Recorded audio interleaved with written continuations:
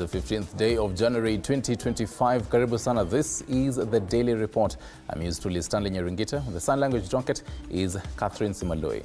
Being 2025, according to the United Nations, it is International Year of Cooperatives. Did you know that? And that will be our focus tonight. Just taking a look at and taking stock of what has been the journey for cooperatives and SACCOs since 1908, all the way in Rift Valley, up to now, the membership base. You definitely don't want to miss all this conversation. Tell us, between SACCOs and banks, which one do you prefer to save your money?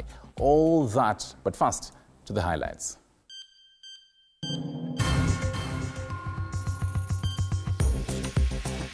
Tonight,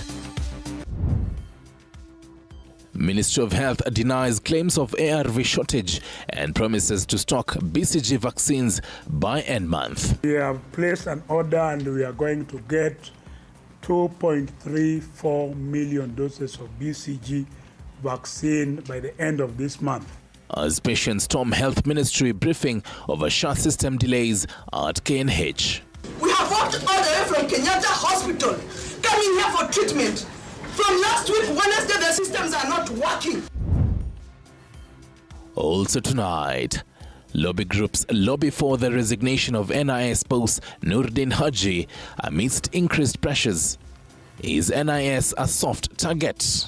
Somebody comes in and throws this a spanner in the works and says, look, my son was abducted by the National Intelligence Services. So basically, somebody needs to take responsibility. Plus, leaders split over calls to push Public Service CS Justin Muturi to resign over recent remarks criticizing the government. Anybody who can remove JB Muturi from his position, courtesy of speaking out about something that is very pertinent on Kenyan matters, then that somebody is quite misled. And Wiper leader Kalonzo Musyoka mounts pressure on government over abduction cases. Main culprit behind the inhuman abductions, a man who joked, made light of the abductions. That man, as we have previously stated, is President William Ruto. As the party expels its deputy party leader Farah Maalim over recent remarks. Fine, thank you very much for choosing us right here. Daily Report. Catherine Simaloi is on the sign language docket. We'd be happy to get your feedback on our socials below your screens. The government, through the Ministry of Health, has today confirmed that indeed the country is grappling a serious shortage of the BCG vaccine, and plans are underway to procure 2.34 million doses by the end of January. However, the Ministry of Health and the Kenya Medical Supplies Authority, that is KEMSA, has refuted claims of stockout of the ARVs, saying the drugs are available. Elizabeth Atieno, our health reporter, begins our bulletin tonight. Many newborns in the country are at risk of tuberculosis following the shortage of the BCG vaccines, a crisis confirmed by the Ministry of Health on Wednesday. The newborns will have to wait till the end of this month, when the government is expected to procure 2.34 million doses of the BCG vaccine. Thereafter, a catch-up campaign will be conducted to vaccinate children who have missed out on the crucial vaccination. Well, what we have done in the meantime is to be able to redistribute from the low utilization facilities to the high volume facilities to be able to bridge that gap. According to the Health Ministry, the scarcity has been attributed to the withdrawal of the 2024 Finance Bill, which derailed efforts to disburse 4.6 billion Kenya shillings allocated for the vaccines and immunization program in the 2024-2025 financial year. As a result, when we placed our orders with UNICEF, because we buy our vaccines through UNICEF with the support of Gavi, then our submission of the resources to Gavi were delayed. That affected our supply chain pipeline, and that is why we had a shortage of BCG. Equally, we're looking at sustainable solutions, as the questions has been raised with regards to BCG, to ensure that we are not having any shortages going forward.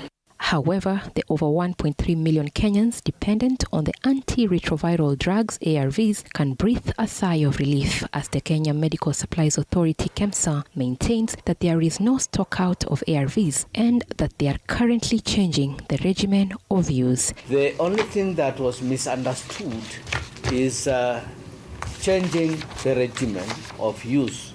So there was a change of the medicines that were being used, specifically DTG, dolutegravir, was being used instead of protease inhibitor, Tanavir. The Social Health Authority has so far collected more than 20 billion Kenya shillings from the health scheme, and since the three funds under SHA are designated, SHA board through its CEO Robert Ngasira says it opened separate bank accounts to facilitate the collection of the 2.75% under SHIF, a separate account for the receipts and disbursement of money under Primary Healthcare Fund, and another account to facilitate the collection and disbursement of money under the Emergency Chronic and Critical Illness Fund. The monies are still with the respective banks and are being used to settle claims in the health facilities. Today we run bank accounts in the shift bank accounts are distributed in 6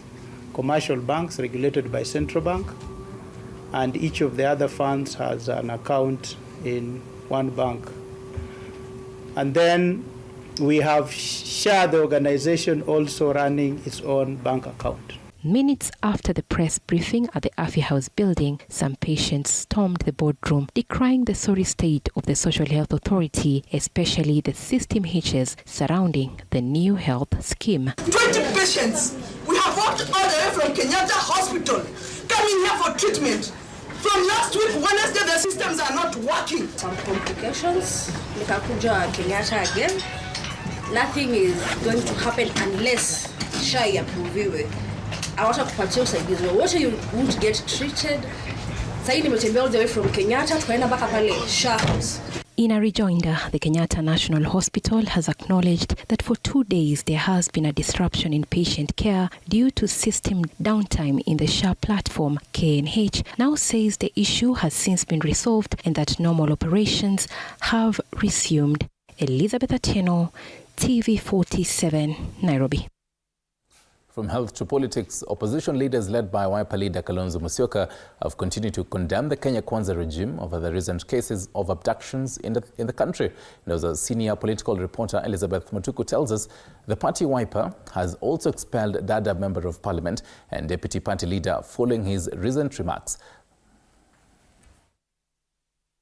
Wiper leader Kalonzo Musyoka has continued to slam President William Ruto and Kenya Kwanza government over the ongoing cases of abductions, insisting that he should be held liable of the abductions or resign. Main culprit behind the inhuman abductions, a man who joked, made light of the abductions and Gen Z's demonstrations, a man who placed one phone call inside of the State House Nairobi Pavilion to the National Intelligence Service Director General Nuruddin Haji and had Leslie Muturi released within an hour. That man, as you have previously stated, is President William Ruto.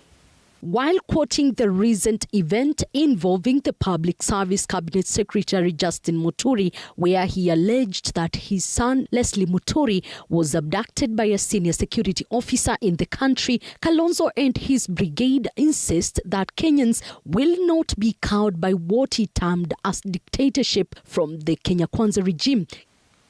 Mr. Ruto's dictatorship, which now kidnaps and tortures people in underground prisons, must be considered as a renegade criminal enterprise. And this in accordance with the ICC's Rome Statute. And for the avoidance of doubt, the Director General of NSIS could not be held responsible alone. The ICC statute talks about the person bearing the highest responsibility. And that is not Nuruddin Haji, that is William Samoei Arap Ruto. He added that the opposition is considering writing to the ICC over the matter. Wiper leader has also expelled the Dadaab Member of Parliament Farah Maalim, who is also deputy party leader, following his recent vulgar remarks during the tour of President William Ruto in the North Rift. Honorable Farah Maalim, who until now has been Wiper Democratic Party's deputy leader, stands expelled for violating the Constitution and the rights of Kenyans, and even abusing Kenyan mothers. The opposition is also considering going to the streets if IEBC will not be constituted by March this year. With opposition exerting pressure to government on abduction matters and the IG expected in court next week, the march awaited is to see whether the government will budge or not.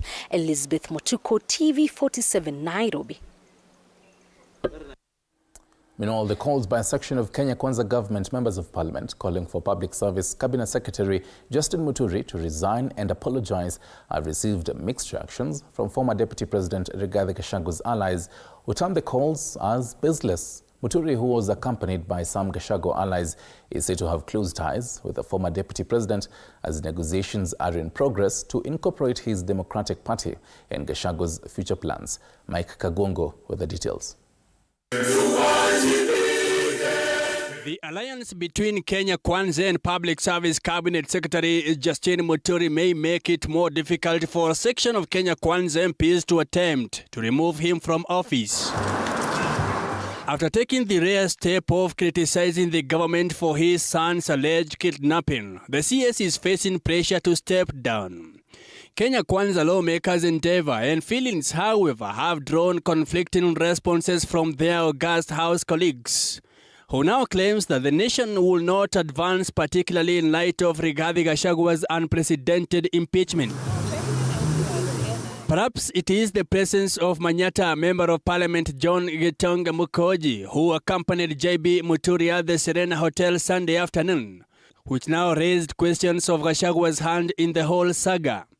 Mokonji is confident that the embattled CS has taken the right route to call out government institutions responsible for the ongoing abduction cases. Anybody who can remove JB Muturi from his position, courtesy of speaking out about something that is very pertinent on Kenyan matters, then that somebody is quite misled. This, he says, will shape Mount Kenya political ground should government decide to ousted the former Speaker of National Assembly, who declined to facilitate any impeachment motion against the then Deputy President William Ruto during former President Uhuru Kenyatta's regime. It would be weird to find that the person who he avoided and tried by all means possible to avoid his impeachment is now the one that is coming after his neck for just a divergent opinion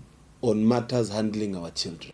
According to Nyeri County Governor Mutahi Kahiga, Kenya Kwanza government is full of coward individuals who do not subscribe to most of decisions made at the highest level, but instead, Muturi turned up to say enough is enough. And because everybody in government is acting dumb and deaf, when you ask the IG, he says, Sijui.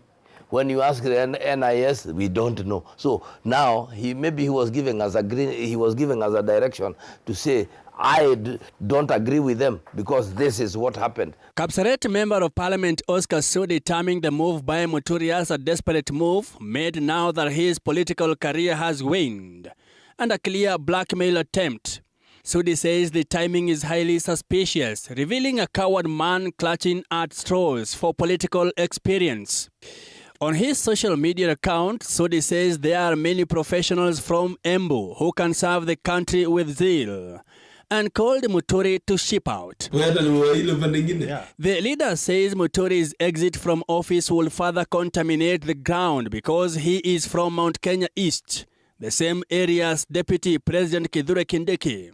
According to Gitonga Mukonji, considering Muturi's coalition pact with Kenya Kwanza, removing him could not be an easy task. We are watching keenly. We will not speak right now until we cross that bridge. Let's wait and see. Alikuwa mmoja wa wale walikuwa muungano wa Kenya Kwanza, na mimi nimechaguliwa na tiketi ya Democratic Party. Ikawa hata kama alitamuka, mimi sioni haja ya Justin Muturi kuwekwa pressure aweze kuresign. Following his criticism of the government, Muturi was compelled by the increasing pressure to challenge MPs to file an impeachment motion against him on Tuesday. Mike Kagwango, TV47, Nairobi.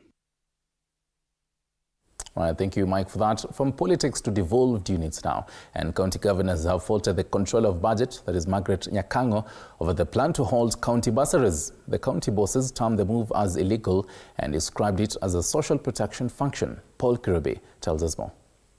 County bosses might suffer another blow after the controller of budget Margaret Nyakango issued a new directive that halts the creation of education fund to support students beyond pre-primary school.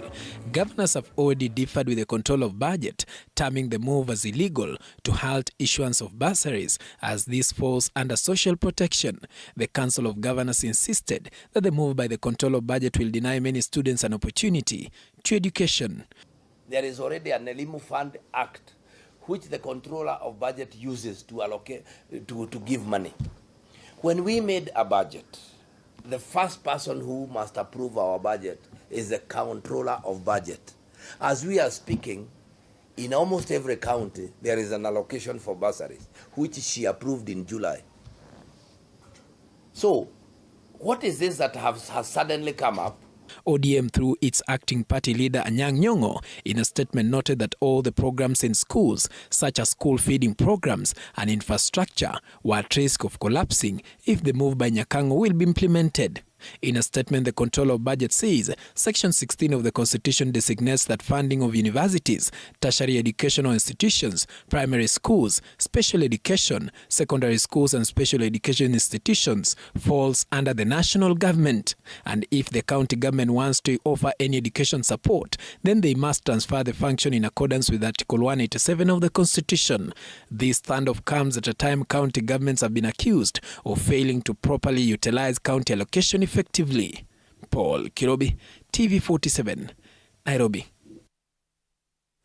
Meanwhile, the National Intelligence Service, that is NIS, is currently on the spot over the recent cases of abduction in the country. Public Service Cabinet Secretary, that is Justin Muturi, is a recent high-ranking government official to accuse NIS boss Noordin Haji over the abduction of his son last year. But is NIS a soft target? Samira Mohammed with the details.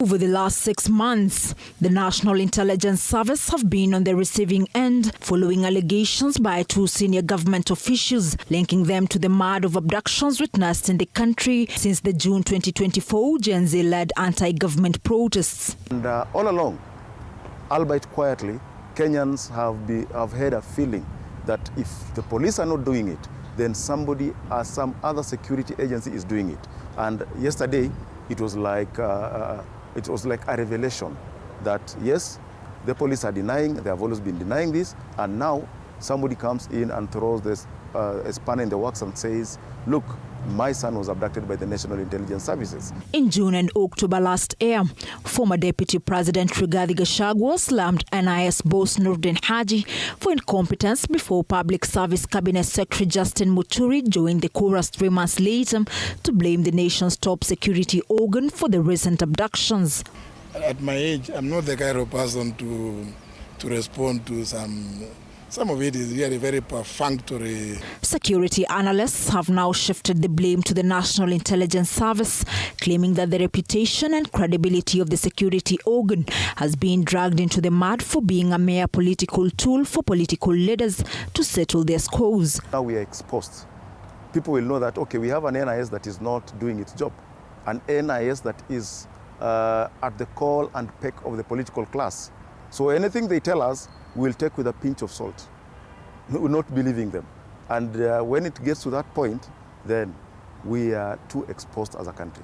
According to security experts, the National Intelligence Service has failed a big one for being silently captured by the executive instead of operating independently as Kenya's principal intelligence agency, tasked with providing both domestic and foreign intelligence. These agencies have lost their independence to the executive. nobody is sure about himself. The top police officers, the top in command, are just like a drunkard's cockerel, unsure of themselves every other day. Security experts are now calling on NIS boss Nordin Haji and other security agencies to break their silence and come out clean on who should take responsibility of the recent cases of abductions witnessed in the country. So basically, somebody needs to take responsibility because the National Intelligence Services fall under the Ministry of Interior, where we had Kindiki as the Minister of Interior during that period. We also have the Inspector General of Police, who seems clueless about what is happening because it is a responsibility. You cannot just deny and then not tell Kenyans what you are doing to deal with the situation or to deal with the problem. So all these are people that we should call out, and they should take responsibility for these serious security gaps and security breaches on the persons of Kenyans. Samira Mohammed for TV47, Nairobi. Thank you, Samira. Now, yet again, the family of baby Samantha Pendo has received the blow in the quest for justice for the murder of their daughter that occurred in 2017. The plea taking for the 12 police officers implicated in the killing is now set for the 29th of this month. Sheila Chelangat tells us why it was moved from today to the 29th. The High Court once again has deferred the plea taking for the 12 senior police officers charged with murder in the 2017 death of baby Samantha Pendo during post-election violence in Kisumu. The delay this time around occasioned by the transfer of Justice Lillian Mutende, who has been handling the matter. Baby Samantha Pendo's family has been seeking for justice and accountability for the past 7 years. An inquest into the killing began in 2019, and since then, its findings pointed to the culpability of the 12 police officers accused in the matter. These officers implicated oversaw operations in Kisumu during the 2017 election violence.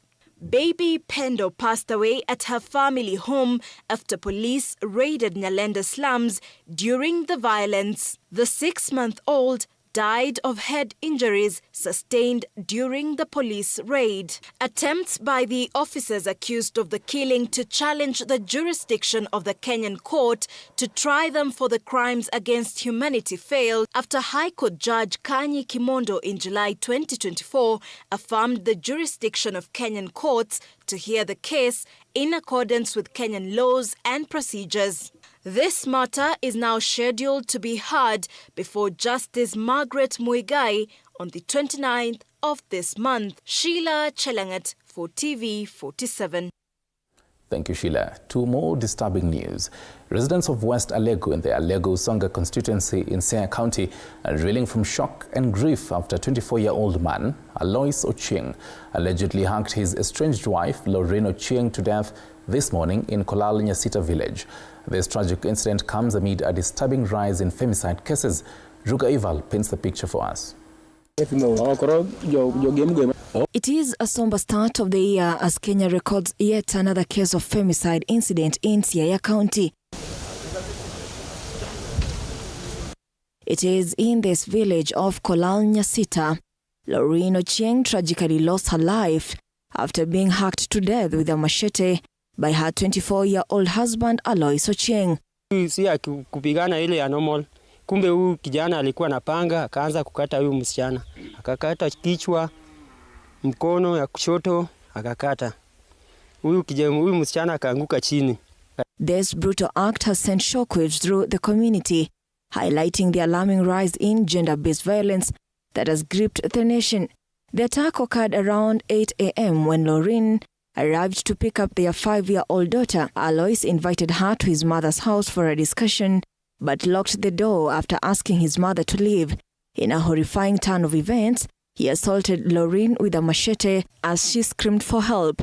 Because whatever this boy has done, so he's not here, he's not in their home, we don't know where he is.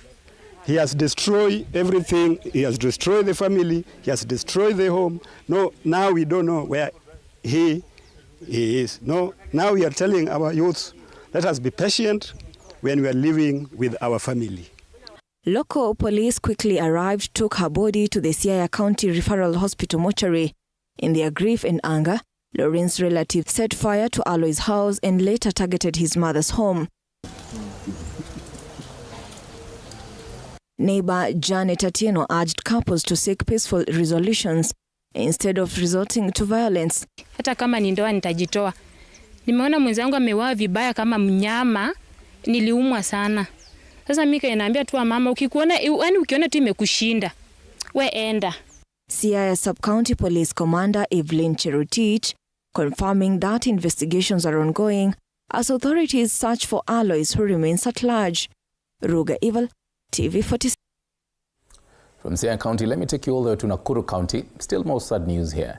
An inmate in life incarceration at the Naivasha Maximum Prison now faces further segregation after a brutal attack to a warder in the ranks of a major late last year by stabbing his neck with a sharp object crafted from a bone. Willie Dennis Njiru with the order of events.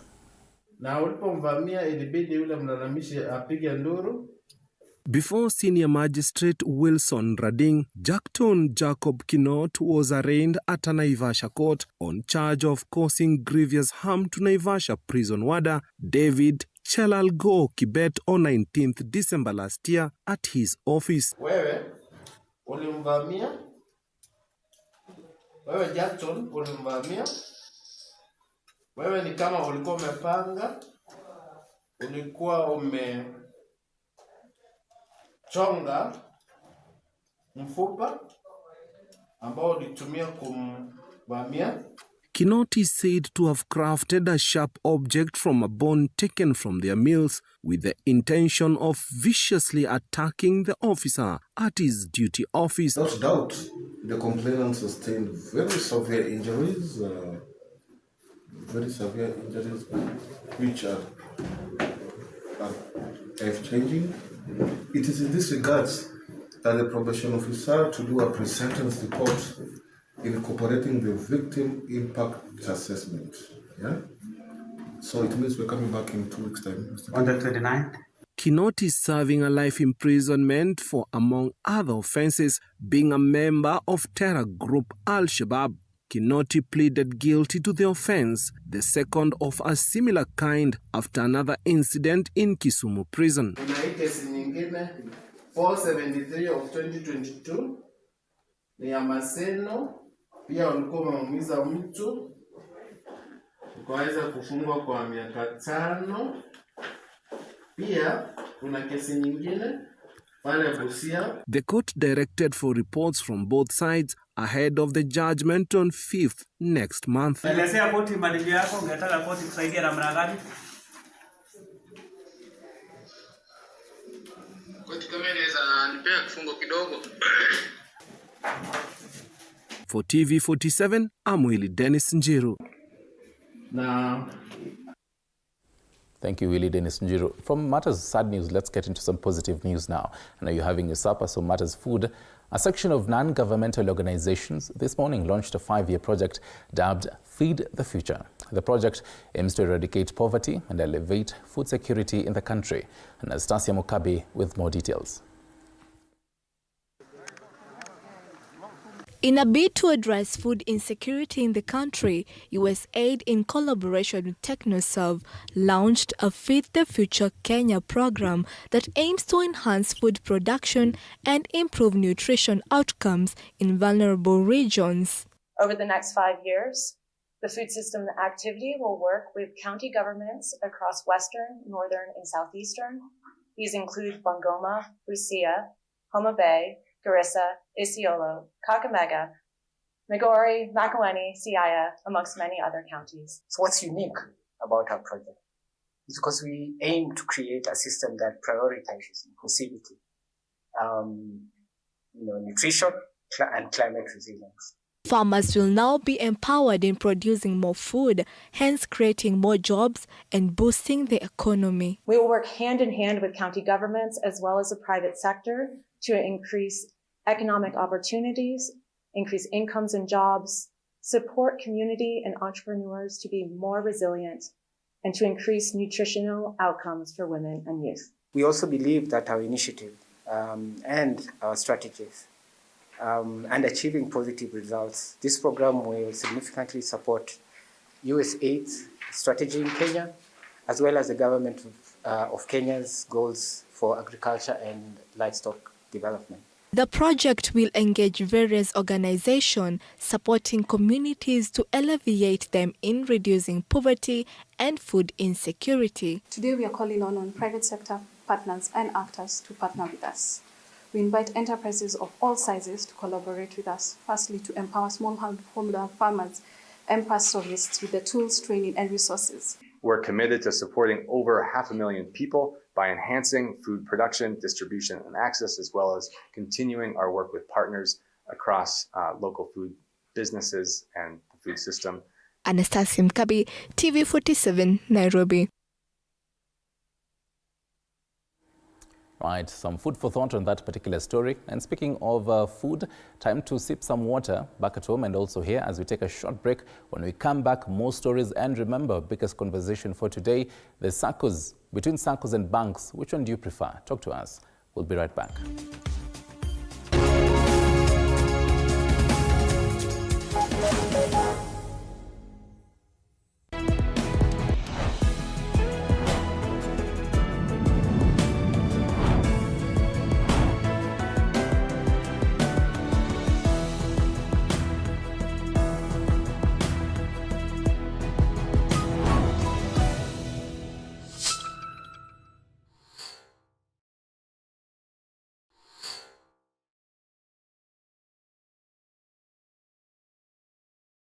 Are you ready to elevate your business game? As long as you're earning something, there's always that opportunity to save. And you start with where you are. Kama wewe ni mfanyabiashara, huwezi kaa bure, unajipanga taratibu vile inavyofaa. Join us each week as we dive into the stories of the world's most driven entrepreneurs. When you pay attention to detail, you get luxury items. The Grind, where business meets brilliance. Tune in every Monday at 7:30 p.m. because your business deserves the best.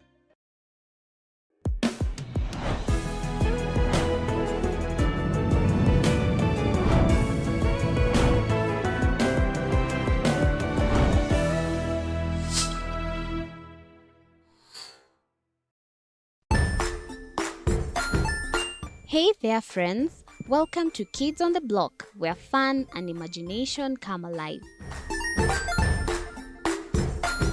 We dive into magical world filled with exciting adventures and awesome friends. What position were you in? I was number 2. What position were you? Number 1. He decided to cross the bridge by his house and look for food on the other side. We're going to do half cup of chocolate chips. And the other one, we're going to do half cup of the blueberries. So, grab your imagination hats and get ready to explore with us. Join us every Saturday at 9 a.m. for new friends, amazing stories, and tons of laughter.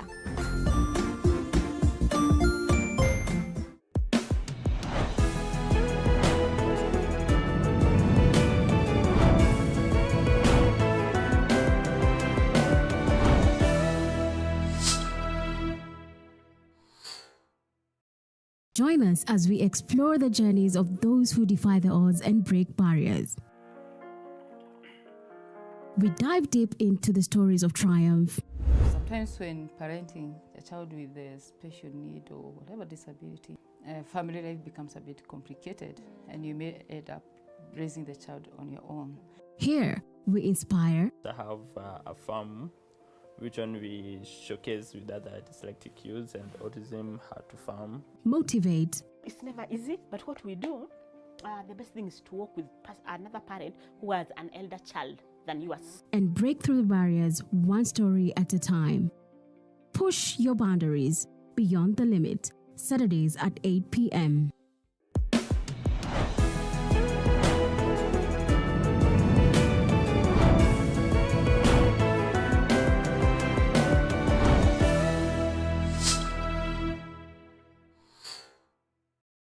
Jiunge nasi tunapoangazia safari za viongozi bora.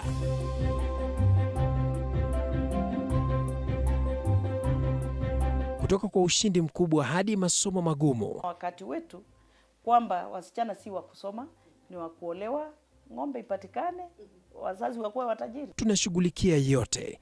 I wish I were a better investor. My parents taught me how to look for things for myself.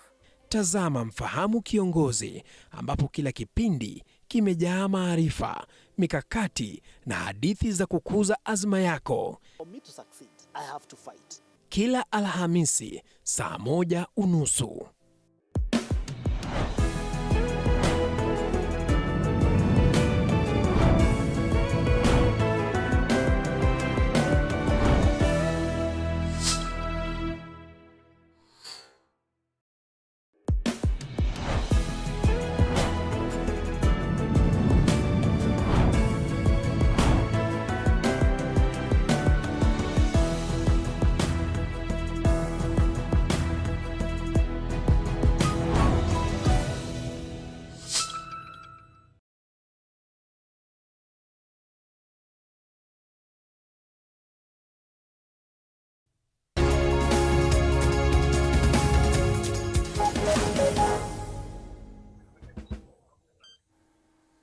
Right, 35 minutes past the top of the hour. Thank you very much for being with us right here, Daily Report.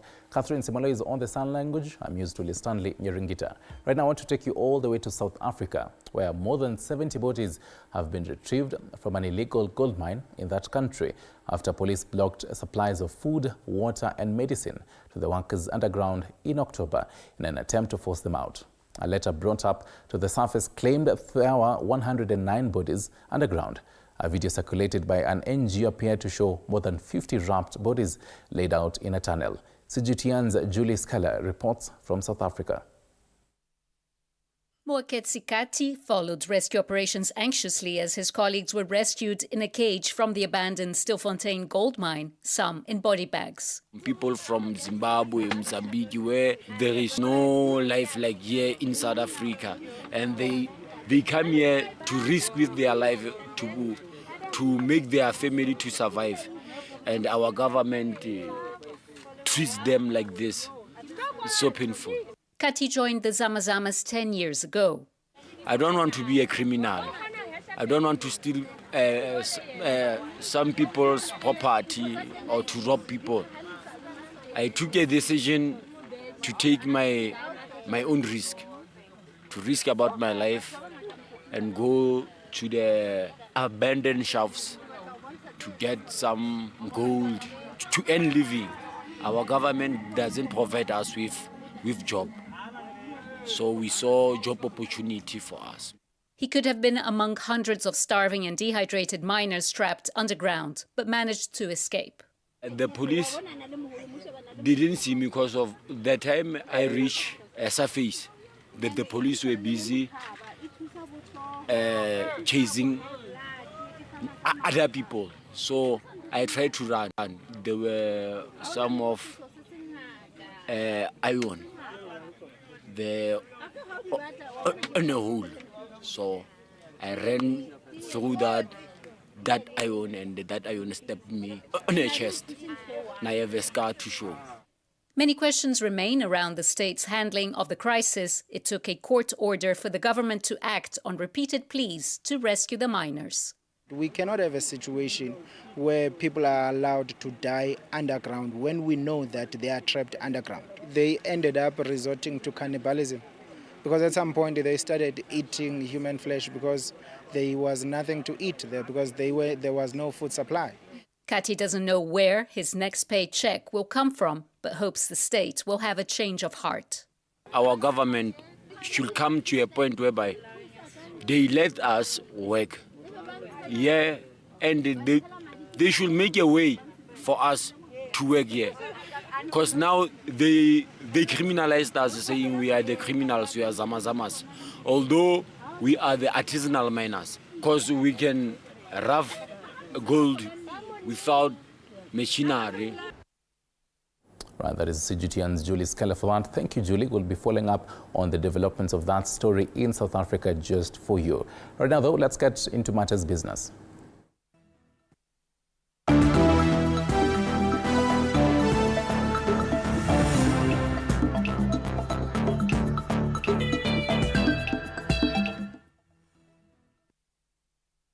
Right, we start off with some sweet, sour story here. Cane farmers and their leadership from Busia County have expressed fear of a new levy of 4% proposed by Kenya Sugar Board during a public participation drive across the country in cane farming zones.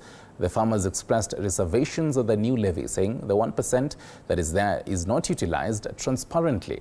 The acting CEO of Kenya Sugar Board, Jude Chesire, assured farmers and millers across the country of a new chapter in the sugar sector, adding that the 4% is a game changer in the development of the ailing industry. Chesire further reminded the farmers of the commitment the board is putting in place to ensure all players in the sector benefit from the cane farming.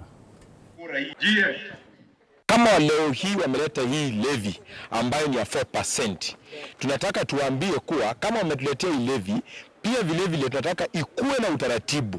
Baada ya election tuonyeshe kuwa 4% ikishachukuliwa itafanya nini, wakenani watakuwa wamesimamia, usimamizi wao utakuwa wa nani, so that at any given time 4% hiyo iwe accounted.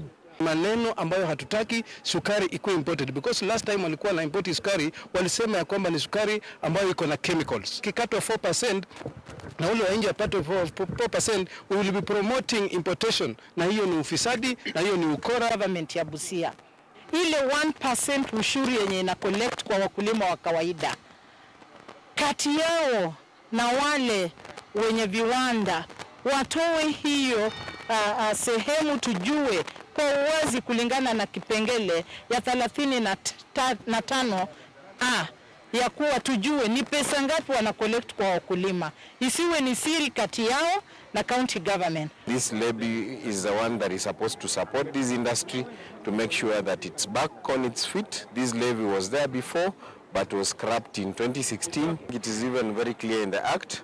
40% of the levy will go to cane development. So then that means that the farmer can be supported by way of a loan to develop cane. Still in business, the Kenya Bureau of Standards, that is KEBS, in collaboration with the Codex Alimentarius Commission, held a meeting with representatives from the state agencies and policymakers to strengthen Kenya's commitment to the Codex Alimentarius standards for food safety and trade.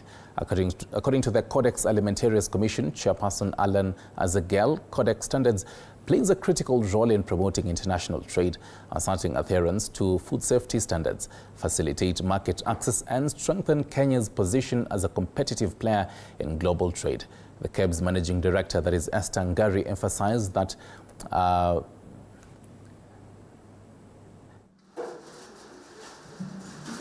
Good morning. Is deeply committed. We were giving feedback and confirming that Kenya was elected as the chair of the Codex Alimentarius Commission, which is a great milestone for Kenya and the Africa region at large.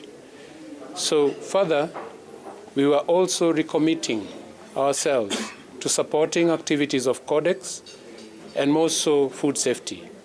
And our Codex contact point, that is the Kenya Bureau of Standards, has been very instrumental in guiding the coordination of Codex activities in the country. But each agency has to step forward, ensure that they provide support to their personnel, experts in various agencies, ministries, within the academia, to participate in standard setting. Because about resourcing and budgetary allocations. Basically, we are looking at the different committees we have in the Codex Alimentarius and where Kenya has an interest. Because also we may not be able to participate in all the committees, but we have an interest in specific committees. Therefore, we want every institution, Ministry of Health, to factor a budget related to food nutrition and food safety committee. So it relates to the expertise and what the mandate of each of the agencies and institutions are concerned with.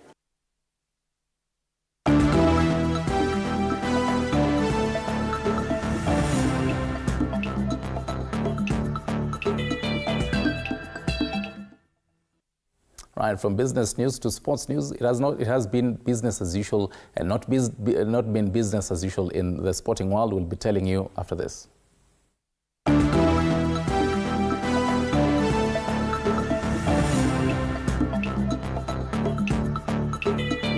Sports Sports News brought to you by Maybets.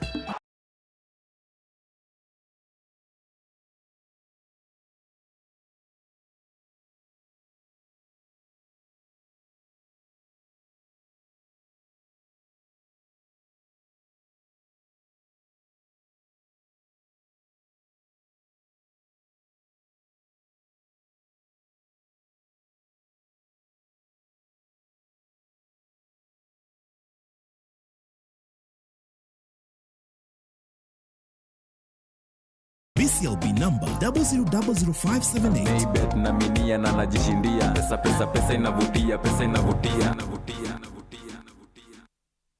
Right, into matters sports, taking you all the way to the Kenyatta International Convention Center, where it has been a very, very big day for Kenya, particularly for Harambee Stars, being drawn in the 2024 CHAN Championships. And we are joined live by Tony Kolanda, holding his phone right there. Tony, it has definitely been a very busy evening. Update us. We have seen a list of the groups. You can definitely be sharing to us which kind of teams Kenya is going to be playing with and what the stakeholders have mentioned there.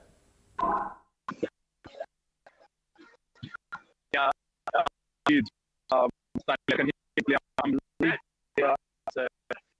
International Convention Center, where the conclusion of the African Championship 2024 draw. Just what?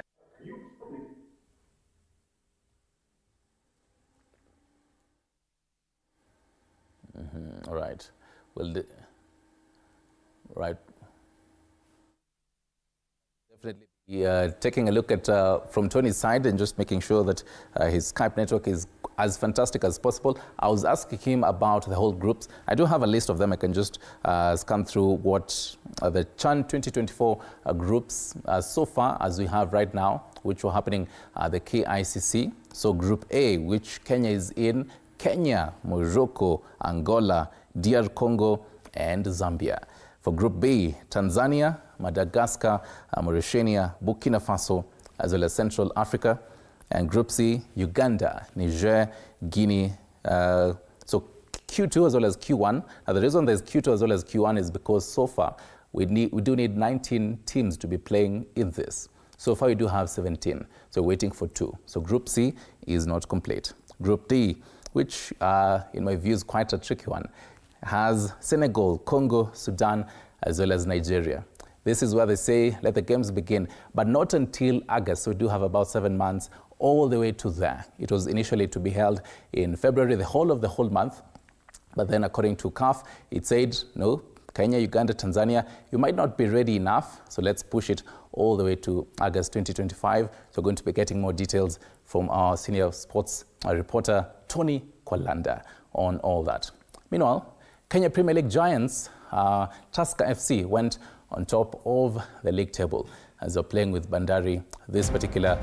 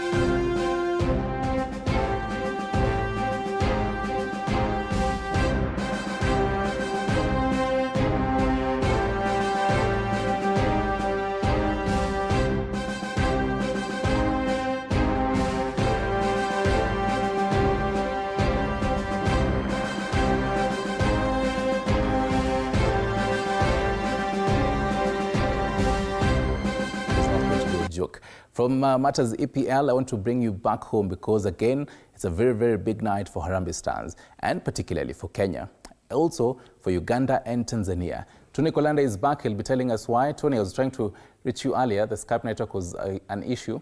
So far, kindly tell us, what are the updates? I can hear you loudly. We're still alive in the capital of Nairobi, and you might be wondering why strange to things of how I'm holding this camera. I'm holding, of course, one of my cameramen through my first laptop. However, as you can see behind here, this is sort of the coverage section where journalists, both local and international, of course, are having one-on-one conversations with both current, former, those executives, players who are here attending the African Nations Championship 2020 draw. It is out, of course, as Ali said, Stanley, Kenya is in a very tough group in Group A. Morocco, Angola, DR Congo, and Zambia. That is not a joke in that particular group. Now, this event is supposed to be attended by the president of the Confederation of African Football, that is Dr. Patrice Motsepe, but some see the speech by a video conference. We also expect the president of the Republic of Kenya, that is William Ruto, to be here, but but he didn't turn up or didn't show up. However, he was represented by the minister or the minister of sports, Stanley Nyaringita, and of course the other ministers of sports from Tanzania and Uganda, which of course paints a certain picture about whether this tournament, of course, where it is. So you understand, of course, because it has been pushed.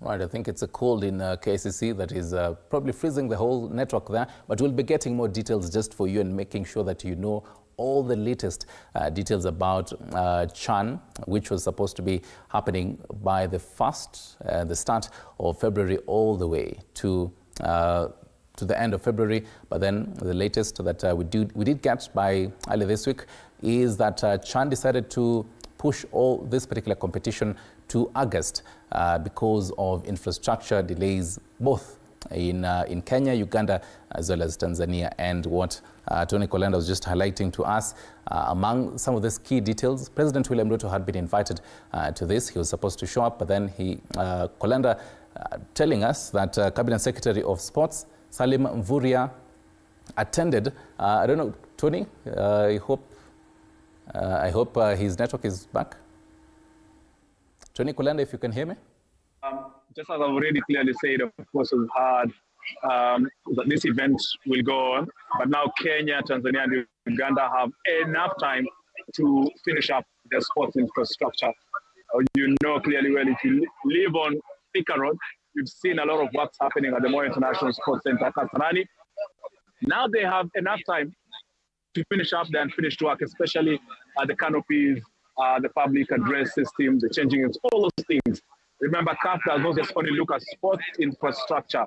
They look at the hotels, they look at hospitals, they look at the airport, they look at the roads, they look at, of course, the accessibility of these particular facilities by all dignitaries, fans, and all that. So that's the reason why CAF had, of course, opted to give all the countries the time that they needed to finish up the last few holes that were pending. So here, of course, as you can see clearly, we have a barrage of journalists from across East Africa and Africa who are here.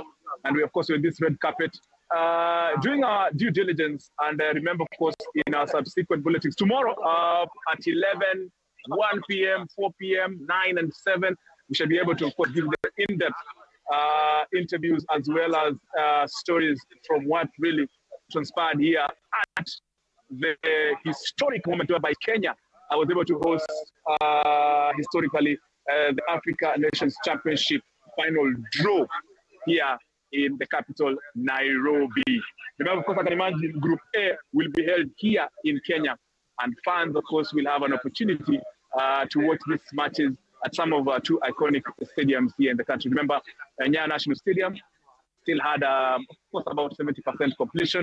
It will also have that enough time to be. Remember, Nyao Stadium, of course, is about 20,000, 30,000 capacity, and Kasarani is about 60,000 capacity. So our fans definitely will have enough room to enjoy the African talent. Remember, this tournament is solely meant for locally based players. The players, of course, who feature in their local leagues. And remember, Senegal are the defending champions of this particular competition, Stanley. So we are looking forward to a very interesting event. Remember, you had mentioned about Q2 and Q1 pots. Those are inclusive of teams which are yet to qualify. Remember, those teams include Algeria, Comoros, Egypt, South Africa, and Gabon. They're yet to qualify, of course. And after that, their qualification, then they will have an opportunity of being put in Group C, which has Q1 and Q2. So Stanley, of course, unless you have a question, I'll return it to you. Right.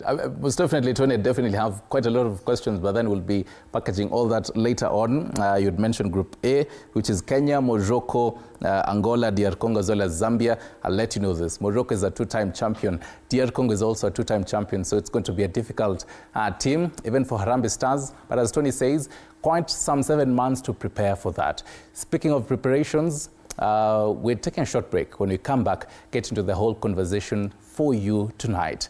Banks, SACCOs, which is it? Tell us your opinion tonight. 22047 is our SMS number. 0793 267 279 is our WhatsApp number. Don't go too far.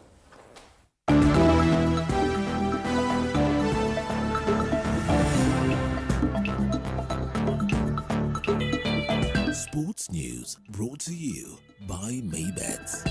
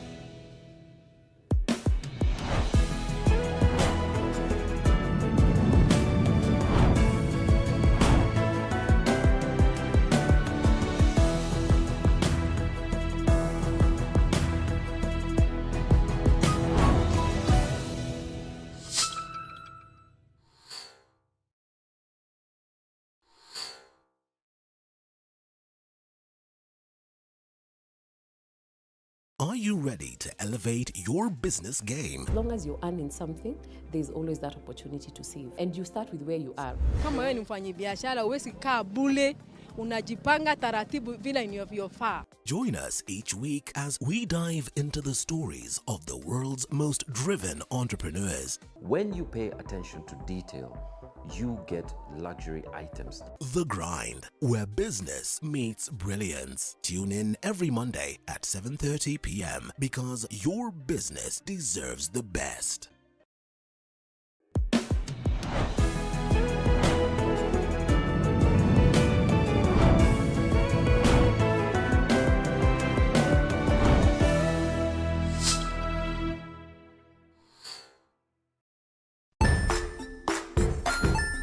Hey there friends, welcome to Kids on the Block, where fun and imagination come alive.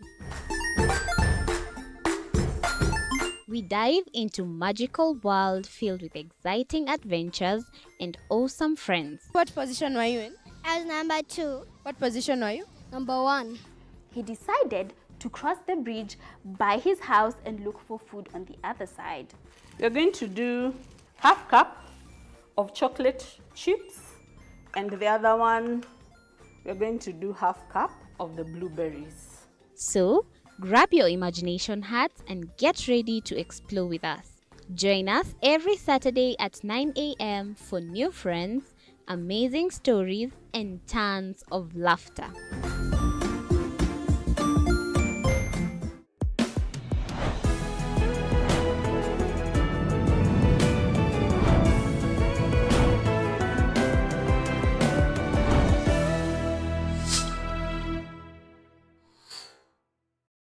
Join us as we explore the journeys of those who defy the odds and break barriers. We dive deep into the stories of triumph. Sometimes when parenting a child with a special need or whatever disability, family life becomes a bit complicated and you may end up raising the child on your own. Here, we inspire. I have a farm which one we showcase with other dyslexic youths and autism, how to farm. Motivate. It's never easy, but what we do, the best thing is to work with another parent who has an elder child than yours. And break through the barriers one story at a time. Push your boundaries beyond the limit. Saturdays at 8 p.m.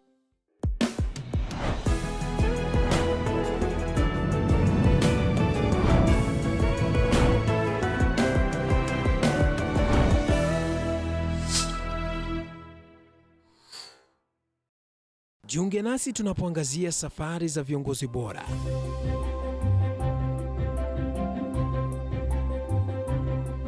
Kutoka kwa ushindi mkubwa hadi masomo magumu. Wakati wetu kwamba wasichana si wa kusoma, ni wa kuolewa, ng'ombe ipatikane, wazazi wakuwa watajiri. Tunashughulikia yote.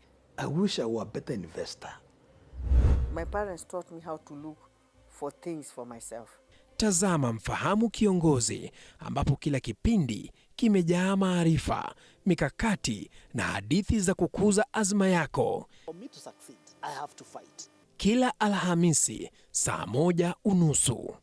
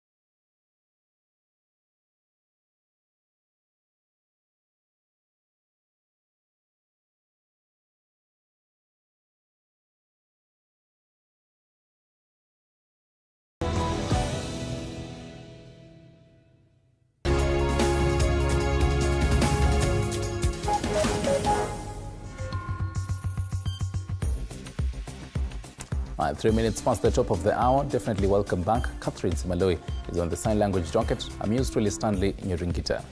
Now, the United Nations last year proclaimed that 2025 will be the second International Year of Cooperatives after 2012. Now, this definitely means that this year is big on matters of cooperatives, and we're definitely glad to be joined by Peter Njuguna, who's a Chief Executive Officer for Sacco Society's Regulatory Authority, that is SASRA. Karibu sana. Thank you. Yes, so even before we begin this conversation, it would be prudent to take stock of SACCOs in the country.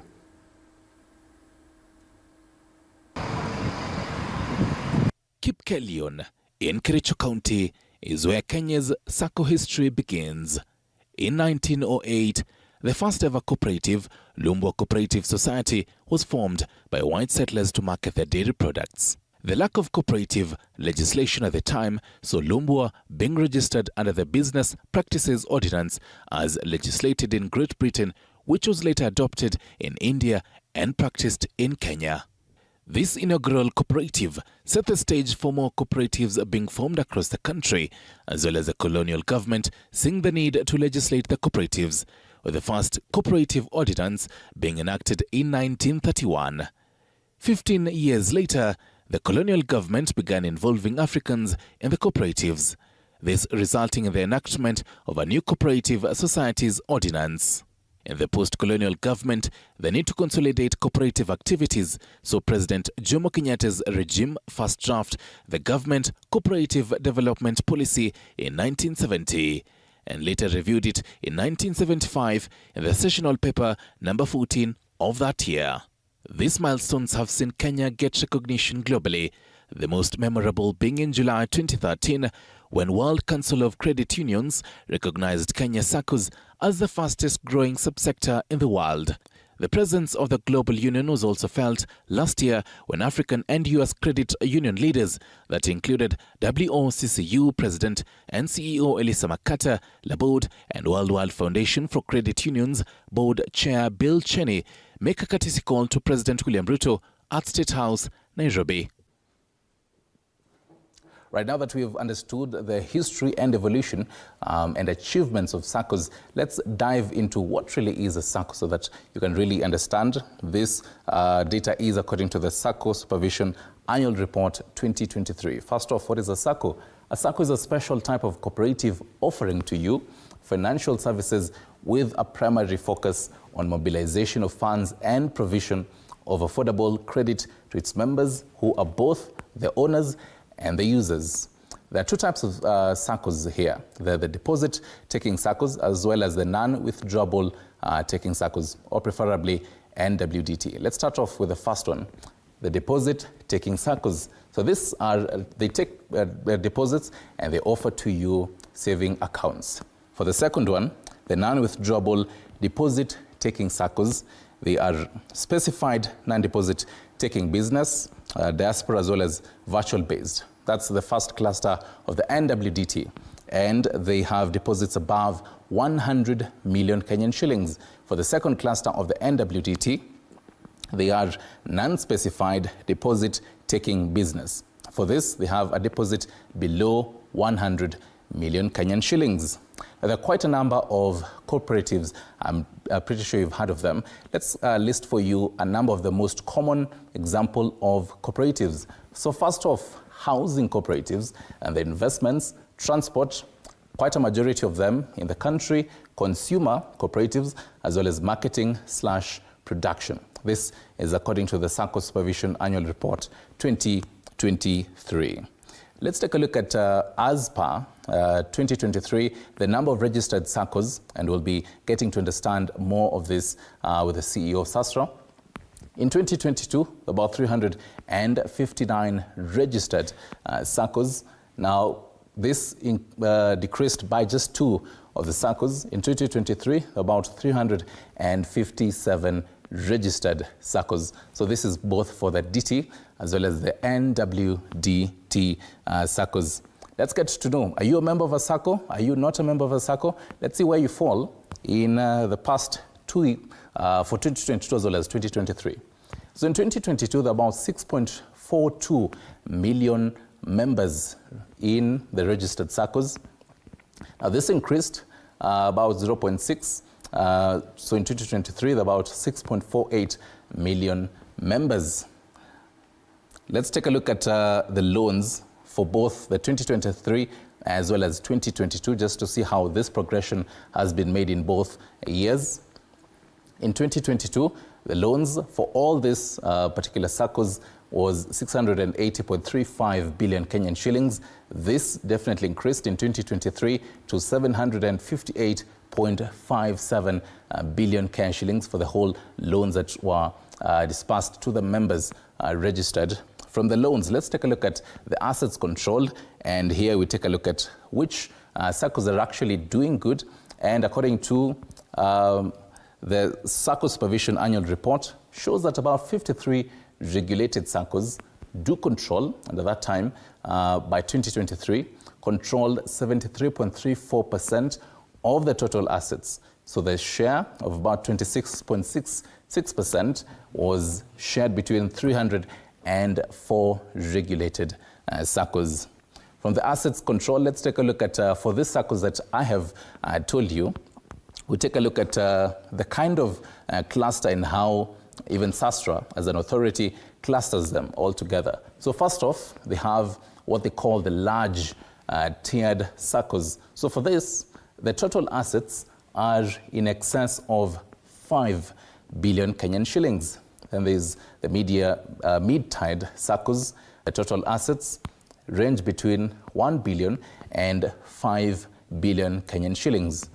And then there is the small tiered SACCOs. The total assets are below 1 billion Kenyan shillings threshold. And one of the biggest questions that you're going to have right now is, where does my SACCO, the one that I belong to, where does it range? You can take a look at the kind of assets that it has and then range it all together.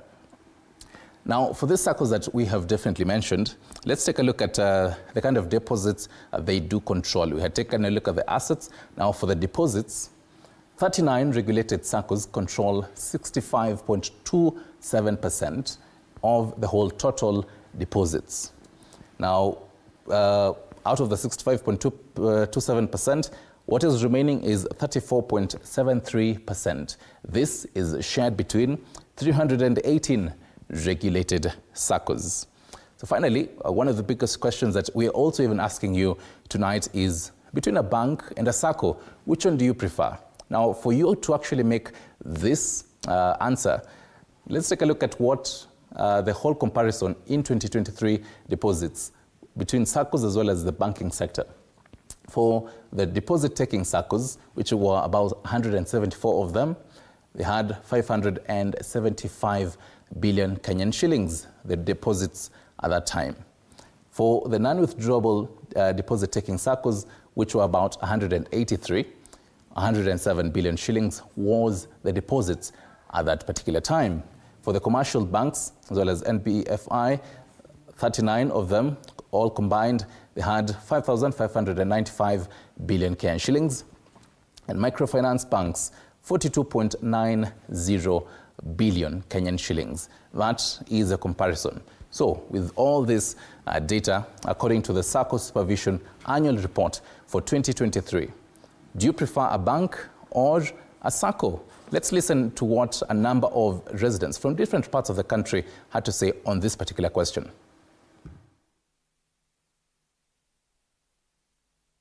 Tumeanza kuona vikundi vingi vilikuwa vidogo vidogo vimefikia kwa SACCO. Tunaona hii SACCO sasa imekuwa na nafasi kulingana na vile tunaona maisha kila siku. Ukitaka kuchukua, ukope, upewe kitu, SACCO inakubali kwa rahisi. Kwa hivyo tumeona Kiliota kama kwa mambo ya simu, hizi savings, watu wamejua M-Pesa. Sasa SACCO imekuwa rahisi. Mimi kwangu naweza prefer SACCO. SACCO ni ya maana. SACCO huwa inasaidia mtu kwa haraka. Ukiweza kuwa na shida, ukienda kwa bank na uende kwa SACCO, SACCO wanakusaidia haraka juu watakusikiza kwa haraka. Kama mfanyabiashara wa bodaboda, napendelea kusave na SACCO badala ya bank. Juu SACCO kila mwaka ukisave vizuri, kila mwaka unapata dividend. Kuna ile interest wanakuongezea, sasa wanakuwekea kwa account yako.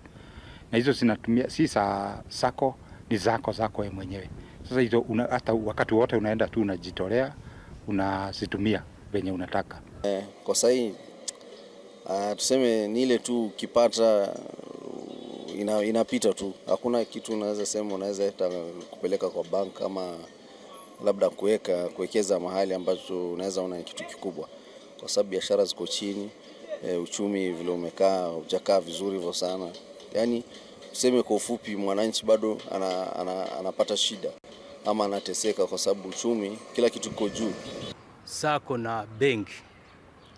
SACCO ni kitu sisi wenyewe tunajiundia.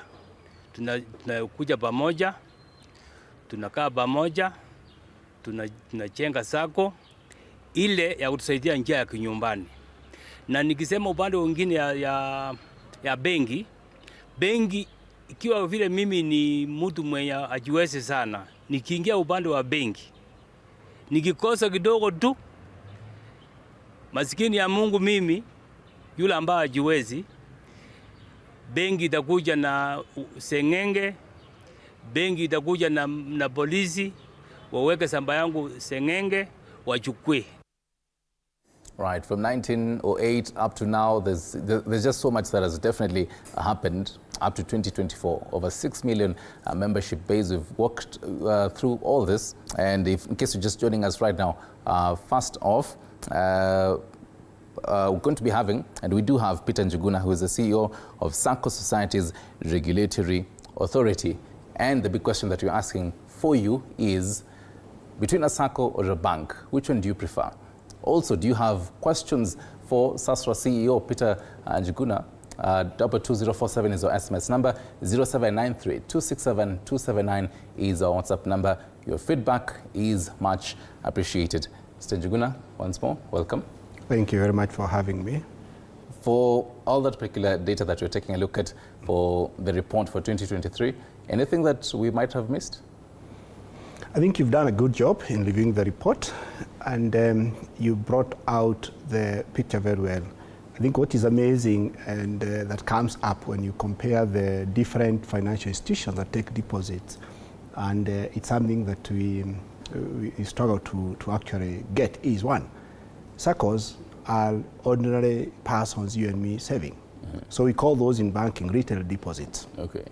Banks have corporate government deposits, big businesses, so it's not one-to-one comparison. Okay. You got to ask yourselves, how much of retail banking are banks doing? Because SACCOs are essentially in retail banking and MSMEs. So that's an area that we, as an authority, we keep asking ourselves. But currently, the data as published by even for the banking industry does not give us to that detail. So it's not easy. So for now, we are just comparing a big figure, but knowing very well that banks play, I would say, in a different league, especially deposit mobilization. Right. Yeah. On that particular slide where we definitely did a whole comparison on this for the commercial banks and even for SACCOs as well, and micro finance. Right. For your survey, I mean, these are just numbers that we were looking at, but in depth, talking to the sector players, what were you getting?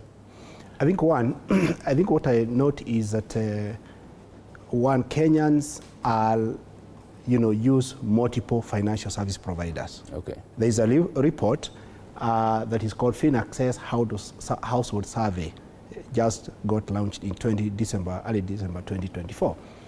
And it actually brings that out, that most of us, we go to the SACCO because it has unique offering. Okay. You go to a bank, unique offering, and then digital or even microfinance. So we are multiple banked.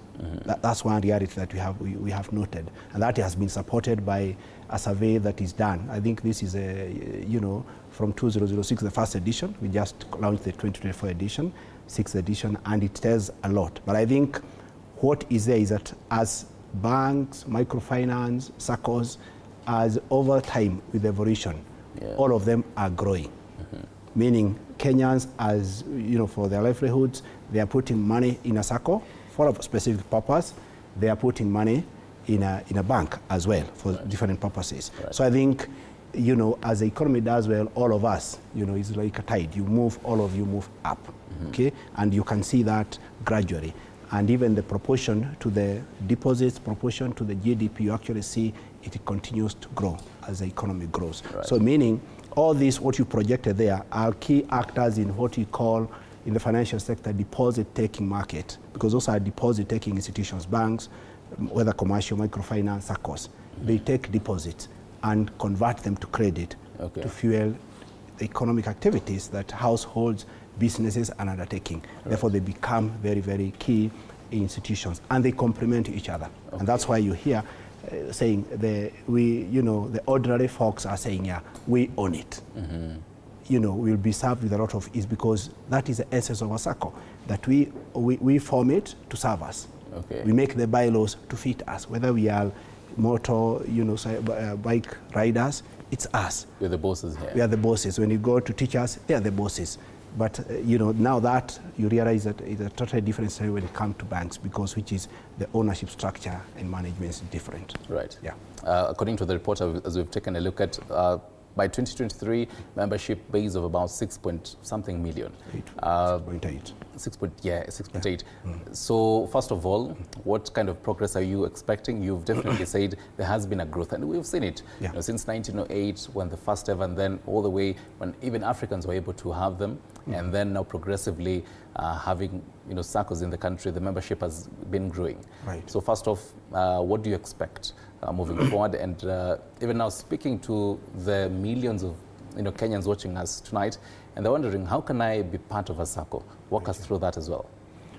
Thank you. One, we reported 6.84, which is about, call it 30% of the adult population in the country. And I think we are expecting that to upward movement to exceed 7 million. For one, that like the gentleman has said over there, we've seen the numbers, and you'll be seeing that in 2024, that the growth, whereas 2023 we saw growth of slightly below 10%. From COVID, we have seen the growth kind of plummeting, but marginally. 2024, we are noting an upward mobility above 10%, whether it's deposits, whether it's loans, and therefore assets. And that we'll see in the data that can. Now, that now speaks to the membership, meaning that there, as the situation got harder economically for many Kenyans, we note that they found solace in their SACCOs, okay?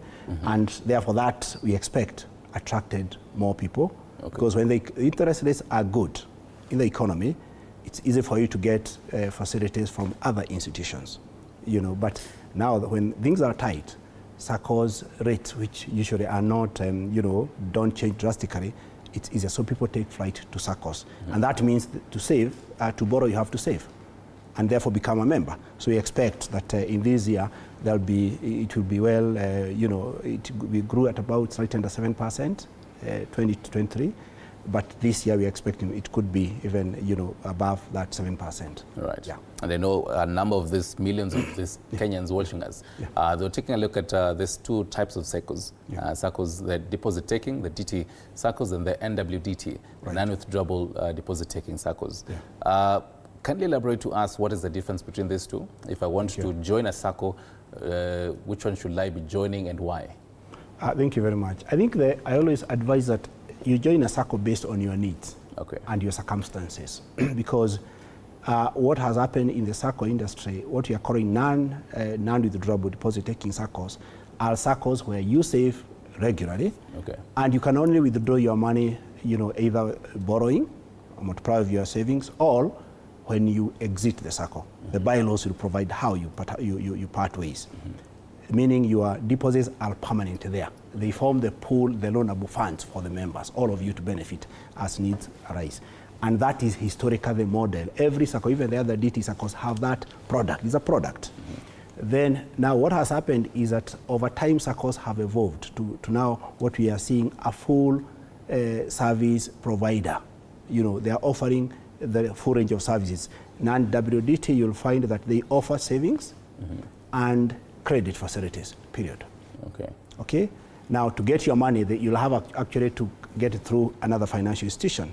But when you go to the deposit-taking SACCOs, the deposit-taking SACCOs means they take deposits that we call demand deposits, meaning I can put, besides the other deposits I can put my money today, either over the counter or through mobile or depositing the check, and I can withdraw it tomorrow.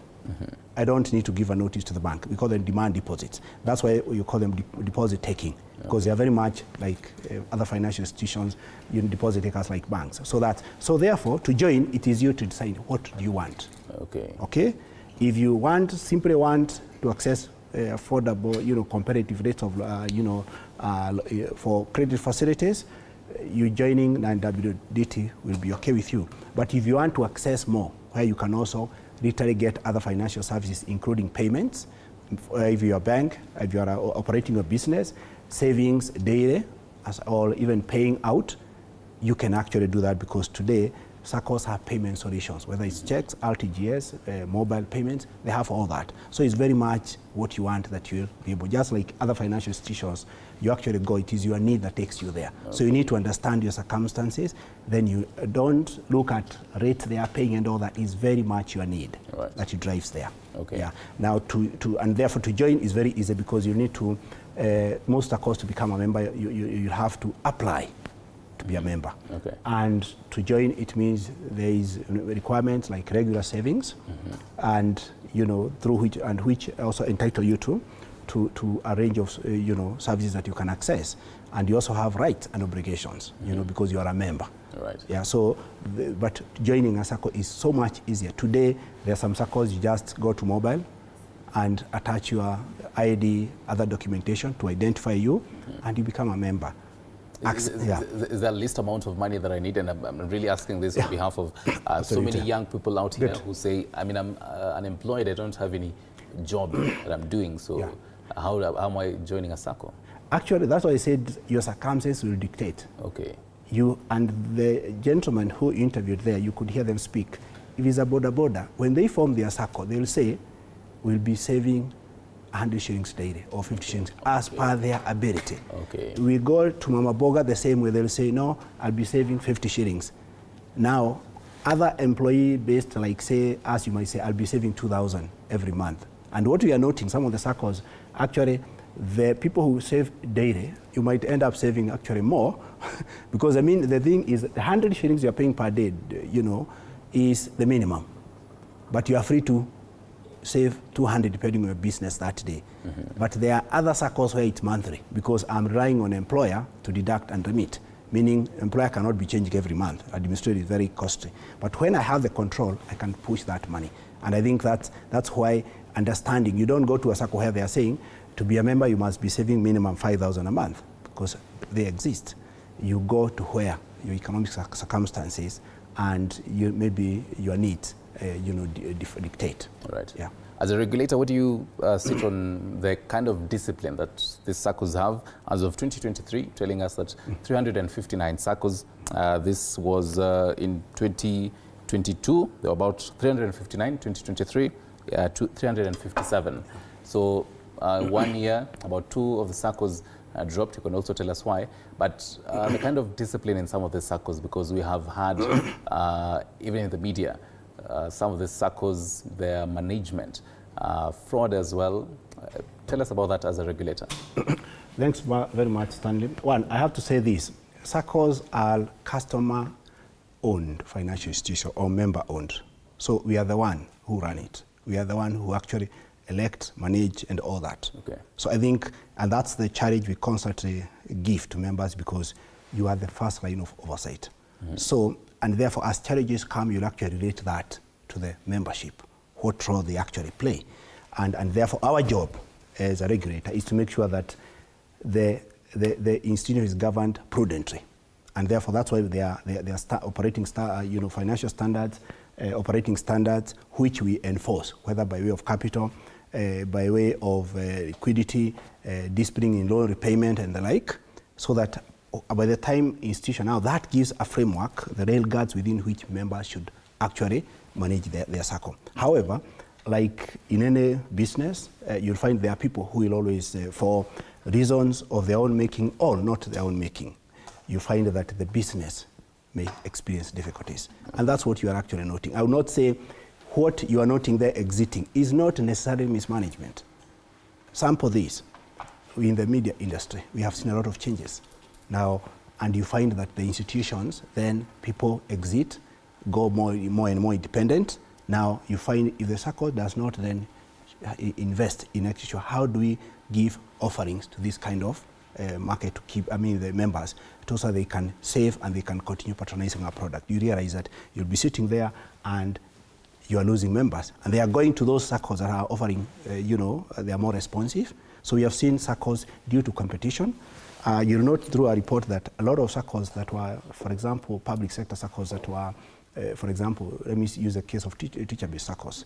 You'll find that they used to be called, say, Nakuru teachers, for example. Okay. Today, they have a name that does not necessarily define, give them identity of teachers. Yeah.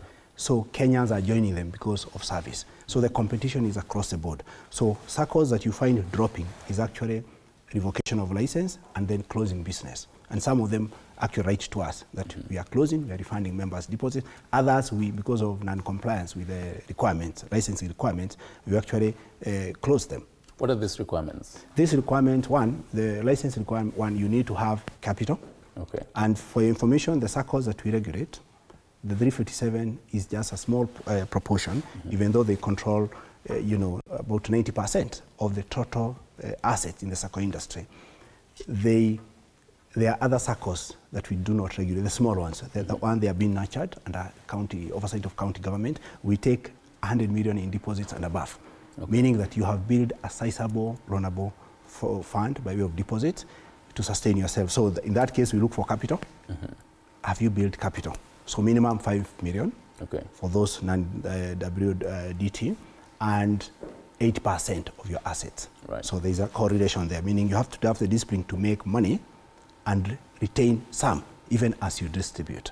2, liquidity, sustained liquidity of 10% for non-WDT and then 15% for DT. For deposit-taking SACCOs, capital is 10% of their asset. If you have $1 billion in assets, you need no less than 100 million in capital. And liquidity, you have to sustain that 15% liquid cash, by way of investments that are in money market and the deposits that are near cash. So now, and then quality of your loans. Right.